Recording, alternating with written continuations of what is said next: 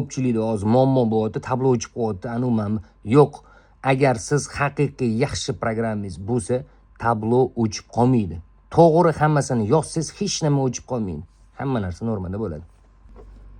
Cobalt'ni tablosiga programma yozayotgan paytda birinchi bo'lib mana buni 1.3 ga o'tkazamiz. DPS dan yozilyapti. Xo'p, keyin get control info kiramiz. 60 qilamiz tablonikini. 60. Tabloni informatsiyasini chiqarish uchun red info qilganimizda bizda hozir ulanmaganligi uchun ko'rsatmayapti. Bizda mana bu yerda to'liq sonlari chiqadi, win kodi chiqadi. Keyin save text qilamiz. Tekstni сохранить qilamiz. Сохранить qilamiz. Сохранить qilganingizda рабочий stolga o'zingiz biladigan joyga сохранить qilib qo'yasiz. Win kodni kopировать qilamiz. Bu yerda win kod chiqadi. Win kod kopировать qilamiz. Keyin OK. Bo'ldi. OK qilib chiqib ketamiz. Chiqib ketganimizdan keyin programmani pastga tushirib turamiz. Tekstli fayllarimiz bor. Tekstli fayllarimizda mana yangi Cobalt'da tekstli fayl kiramiz. Hozirgi ko'chirilgan win kod bo'yicha tepadagi eski win kodni o'chiramiz. O'chirib bo'lgandan keyin kopировать qilingan win kodni вставить qilamiz. Amitki win kod yangisi tushadi. Keyin сохранить fayl qilamiz. Bo'ldi. Faylimiz сохранить bo'ldi. Сохранить bo'lganda hozirgi chislo bo'yicha сохранить bo'ldi. Hozirgi kun, hozirgi chislo, hozirgi minut. Win kodni сохранить qilib bo'lgandan keyin chiqamiz. Yana DPS'imizni ochamiz. Xo'sh, mana DPS'imiz ochildi. 1.3 turibdi.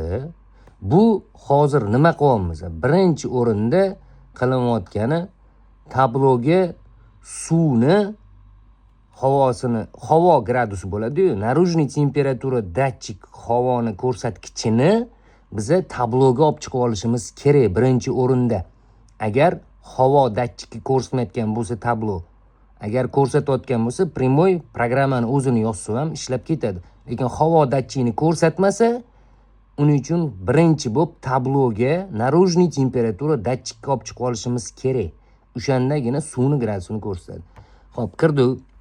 Mana bu yerda mana XML fayl deyapti. XML faylni tanlashimiz kerak deyapti. XML faylimiz menda hozir рабочий stolda turibdi. Config'da mana XML fayl, mana XML fayl deyapti. XML fayl yangi Cobalt'ga yozayotganligimiz uchun yangi Cobalt'da XML faylni сохранить qildi, chiqardi. Keyin data fayl. Hozirgi сохранить qilgan faylimizni mana bu yerda hozir сохранить qilganimiz chislosi bo'yicha, soati bo'yicha mana eng oxirgi сохранить qilingani tushirdi. Keyin загрузить qildi. Xo'p, загрузкamiz to'liq bo'lgandan keyin tabloda bizda mashinani Cobalt'ni tablosida suvni gradusini chiqarish uchun birinchi havoni gradusini tabloga chiqarishimiz kerak. Magnitofonda turardi-yu, o'sha magnitofonda turgan narsani biz tabloda ham chiqadigan qilishimiz kerak. Agar bir xil hozirgi Cobalt'da tabloni o'zida zavodskoy chiqyapti, ko'rsangiz, наружный temperatura datchik turadi Cobalt'da. Bunda hozir наружный temperatura datchik yo'q bo'lganligi uchun biz birinchi tabloga наружный temperatura datchik olib chiqishimiz kerak. Наружный temperatura datchik chiqqandan keyingi holatimiz keyingi qiladigan ishimiz. Xo'p, mana bu log mana bu yerda mana 60 bilan сохранить qilingan. Mana bu yerda qaranglar, sonlari bor.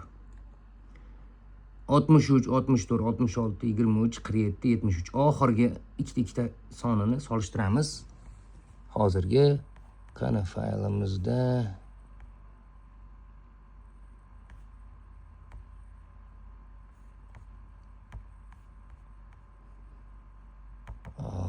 Xo'sh, oldin suvni programmasiga kirib turib, faylni tanlab olamiz va solishtirib olamiz. Bizda mana 63, 64, 66.